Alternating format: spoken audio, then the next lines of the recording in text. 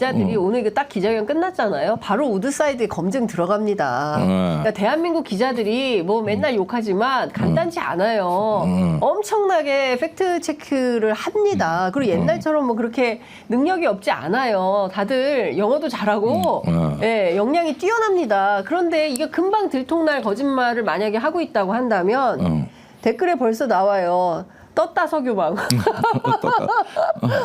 이거 어떻게 할 거냐. 아니 일단 네. 피해자들이 이미 나왔잖아요. 왜냐하면 그러니까. 6월 3일 월요일 날 아침에 윤석열 대통령의 기자회견 이후에 네. 6월 3일, 6월 4일 연속 상한가를 친 그러니까요. 종목들이 있어요. 네. 근데 제가 보기에는 별 연관성도 없어요. 한국석유는 아스팔트 회사라. 그 아스팔트 만드는 회사예요. 거기가 왜 또? 그러니까 석유가 들어가니까. 석유 회사 명의에 석유가 아니, 들어가니까. 아는데 지금 아스팔트는 재고량이 너무 많아서 또 개발되면은 이 재고 소진이 안 돼 오히려 주가가 지금 하락해야 될 지경이에요. 아니 그러니까 근데 올랐다니까. 1999년 전후로 해서 그때 회사 이름에 무조건 닷컴만 집어넣으면 상한가를 맞아요. 계속 치던 시절이 있었어요. 맞아요. 예. 마치 그건데 정말 여기 석유와 천연가스 매장 가능성이 높다고 하면 우리나라 정유업체 주가가 움직여야 되거든요. 그렇죠. 그렇잖아요. 맞아. 왜냐하면 중동에서 그 그렇지. 비싼 물류비를 들여가지고. 대고 원유를 크루드 오일을 수입해서 여기서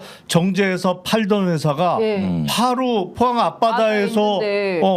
원유를 빼다가 하면 일단 물류비가 확 줄어들고 그렇죠. 뭐 여러 가지 면에서 정유회사 주가가 올라가야 된단 말이에요. 그렇죠. 네. 미동도 안 해요. 그러니까. 오히려 약간 떨어졌어요. 그 얘기는 뭐냐면 이게 저는 그렇게까지는 생각하고 싶지 않은데 윤석열 대통령의 발표와 더불어 주식 작전 세력이 움직였다고 볼 수밖에 없어요.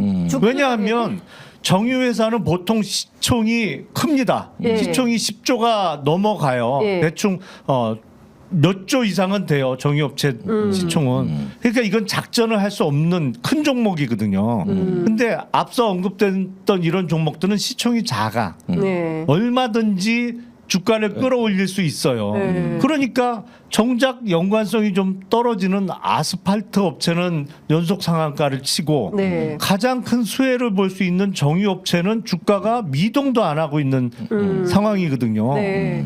아니 그러니까 이게 지금- 의도하지는 않았겠지만 대통령의 긴급 브리핑이 주식 작전 세력의 먹잇감이 된 거 아닌가라는 걱정부터 돼요. 야, 그러니까 우리가 네, 뭐 참 글로벌 호구, 끔찍하네. 막 외교 안보적으로 글로벌 호구 얘기를 했는데 실제로 만약에 이 액트지오라는 회사가 물론 이 그 아그레브 박사 이분은 뭐 좀 전문가라고 한다 하더라도 실제로 이런 거를 실행할 능력이 없는 회사라고 한다면 우리 국민 세금이 엉뚱한 데 쓰인 거 아니에요? 아니 70억 날린 거죠. 70억 날린 거예요? 아니 와. 그러니까 저기 어떤 도전을 한다는 데서는 돈을 쓸 수도 있다고 봅니다. 저는 네, 지금까지 네. 돈을 써 왔어요. 뭐 네, 네. 새삼스러운 것도 아니고 몇 개 더 뜯는 거예요. 그런데 국가가 그 정도 투자야 분명히 가능한 건데 네. 이 사건의 경우에는 매우 제가 보기에는 특이한 게 우리가 여태까지 48년간 안 했던 분석을 저분이 처음 했다고 나서는 데서부터 뭔가 조금 느낌이 이상한 네. 게 오는 거예요. 네, 네. 그래서 그 사이에 새로 발견된 기술이라든가 뭐가 있어야 될 거 예컨대 아니에요? 뭐 미국에서 세일가스 혁명이 일어났지 않습니까? 예. 그거는 이제 수압을 통해 가지고 모래 속에 있는 기름을 빼내는 기술이 발견된 건데 과거엔 수직으로 뽑아 올렸는데 요즘은 수평으로도 빼내요. 예. 그게 셰일 혁명입니다. 예, 예. 그러면은 기술이 딱딱 이해가 가. 예. 처음에 탐사 측정을 했는데 과거에는 유망이 아니라 그래가지고 예. 유망 구조가 아니라 그래서 버렸던 것을 예. 수평으로 이렇게 뽑아내는 예. 이 기술이 하면서 미국이 이제 셰일 혁명을 맞이했다. 그러면은 이런 것들은 이해가 가는 구조란 말이에요. 그러니까 설명이 되는 거죠. 설명 가능한 내용이다. 그렇죠. 이해가 그리고 가능하고. 그런 기술의 전환은 하루아침에 일어난 게 아니라 예. 한 10여 년 이상에 걸쳐가지고 예. 일어나서 축적이 됐다 어느 날 티핑 포인트를 넘어서 하나의 혁명이라고 부를 수 있는 우리가 그 현상을 보게 되는 네, 겁니다. 네.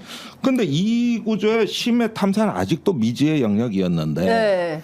이걸 육지에서 하던 거를 바다에 적용해가지고 저기 가이아나에서 한번 성공을 해본 겁니다. 네.